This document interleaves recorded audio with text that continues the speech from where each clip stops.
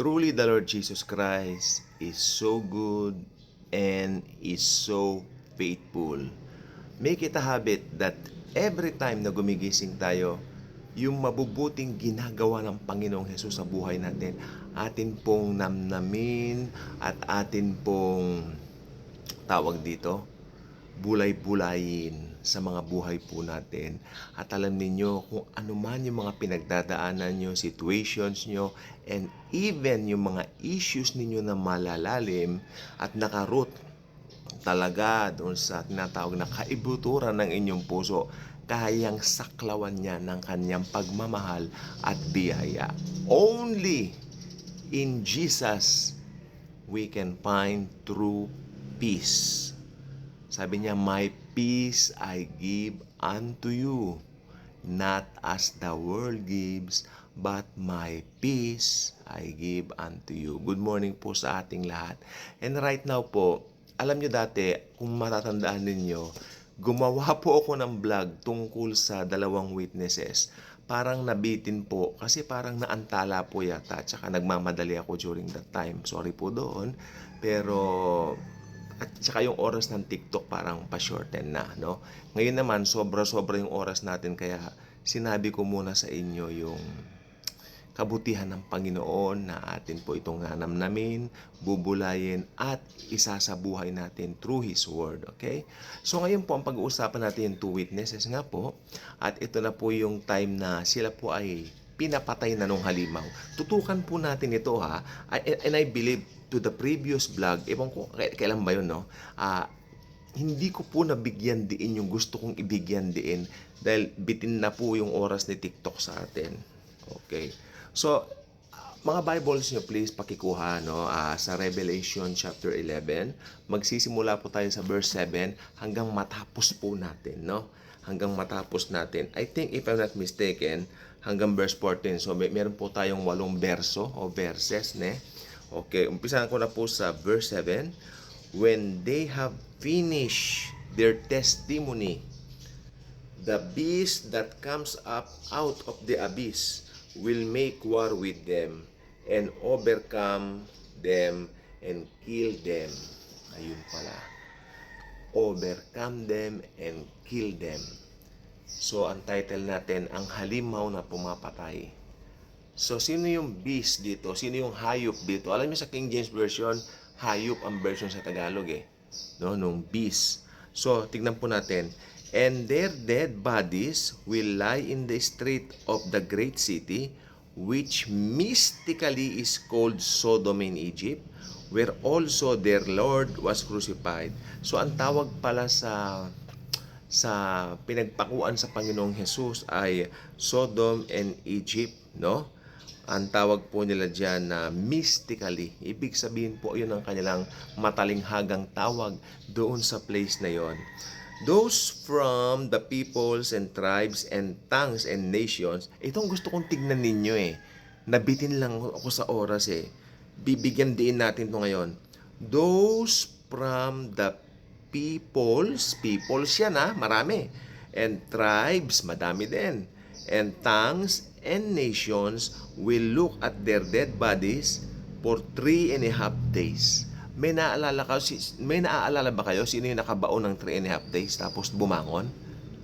Of course, ang ating Panginoong Hesukristo, the Lord of Lords and King of Kings and Lord of Lords, okay? And will not permit their dead bodies to be laid in a tomb. So, nung napatay ng Antichrist yung dalawang saksi o yung witnesses, ayaw niya silang ipalibing. Ito ay total degradation sa isang tao, pagmamaliit sa isang tao, paglapastangan sa isang tao, kumbaga patay na hinahamak pa ng husto. Sukdulang paghamak po sa isang tao nung araw kapag ka pinatay ka tapos diyan ka lang, wala kang kabuluhan. Maski yung mga libingan, hindi ka dapat ilagay doon na wala kang kwenta. Parang ganon. Ganon ang pakahulugan nung araw. Kaya yung mga pinapako po sa krus, kinukrucify, itinatapon na lang eh. Pero may hula kasi sa Panginoong Hesus na hindi niya sasapitin yon. Maging yung mga buto niya, hindi mababali? Okay. So ang Panginoong Hesus po nilibing sa libingan ng mahiyaman dahil siya ay Diyos na nagkatawang tao. Pero itong mga two witnesses na ito, iba naman po ang kanila. Sila ay pinatay pinatay ng Antikristo at hayaan mo ang kanilang bodies dyan para mabilad sa kahihiyan. Para panuorin ng mga tao, tignan po niyo yung nangyari susunod. Ano po? Okay. So, and those who dwell on the earth. Sino ba yung nakadwell sa earth? Yung mga naiwan sa rapture during that time. Ito po early part ng tribulation nangyari po ito. So yung first 3.5 years, ito po yung dulo ng first 3.5 years. Tingnan nyo. And those who dwell on the earth will rejoice over them and celebrate, and they will send gifts to one another, because these two prophets tormented those who dwell on the earth. Sila po ay magsasaya. Ayan. Ulitin natin. And those who dwell on the earth will rejoice over them and celebrate, and they will send gifts to one another. Exchange gifts. Sa sobrang kaligayahan nila, dahil namatay na po yung dalawang witnesses, at napatay na ng Antichrist, at ang buong mundo bilib na bilib dito sa Antichrist na ito, yung mga taong yan magpapalitan pa ng regalo. I am so happy, this is my gift for you. Me as well, this is my gift for you. We are so happy na patay, nadipit na yung dalawang witnesses na nagpahirap sa atin. Ano yung tormented dito? Natotorment ang mga tao dahil ang two witnesses na ito, sinasabi nila yung katotohanan tungkol kay Kristo. Yung pag-ibig ni Christ sinasabi. Actually, ang ipinapangaral po ng mga taong ito ay si Jesus. Since sasabihin nila, si Jesus lamang ang makakapagligtas sa inyo. Okay? Pero hindi na po salvation by grace yan. Tandaan nyo, nasa tribulation na po. Parang gusto niya sabihin, si Jesus ang makakapagligtas sa inyo, kaya lang magpapapugot sila ng ulo in order na maparangalan ng Panginoon. Alam naman natin yon. Pero ayaw ng mga tao yan, natotorment sila tungkol sa Diyos ang usapan, tungkol sa Bible ang usapan. Ayaw ng mga tao yan. At ang nakakalungkot po nito kung bubulay-bulayin po natin, maski pala doon sa panahon na yun na napakahirap na ng mundo, ayaw pa rin lumapit ng mga taong ito sa Diyos, sa Panginoon. Nakita niyo po, talagang itong mga taong pong ito ay talagang nakalaan na po para sa impyerno, sa Gehenna. Ayun na nakikita ko po dito. Yan, tingnan niyo po. And those who dwell on the earth will rejoice over them and celebrate, and they will send gifts to one another. Wow, social. Because these two prophets tormented those who dwell on the earth. Tingnan natin to Susunod. But ayoko nang mabitin sa oras ngayon dito. But after the 3.5 days, the breath of life from God came into them, and they stood on their feet, and great fear fell upon those who were watching them. After 3.5 days, nabuhay po sila. At ang sabi po ng Bible, sabi niya rito, the breath of life from God came into them. Breath of life. Gusto kong bulay-bulayin natin yan. The breath of life from God. Bawat human being sa panahon natin ngayon, breath of life from Jesus meron tayo.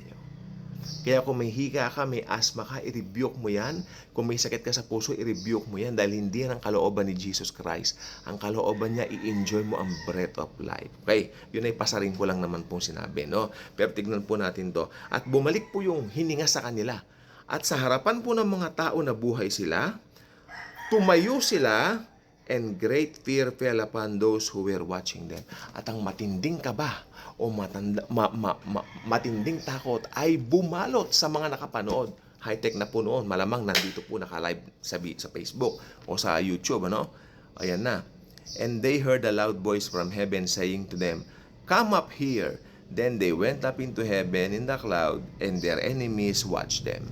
Sabi ng Panginoong Jesus, halina kayo rito. Come up here.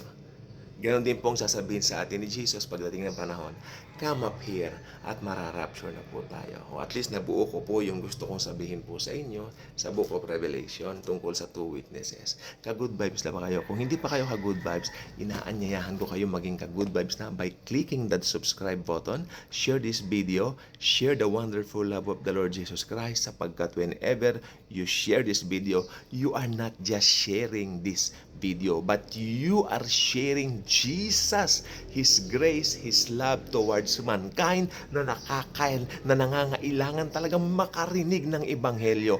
Lalo na yung nangyayari ngayong gulo sa Iran, sa Israel. You know what? Yan po ay Amerika kasama pa, no? Yan po ay talaga po namang escalating, pero mas escalating ang pag-ibig at pagmamahal ni Jesus sa atin, mga ka-good vibes. God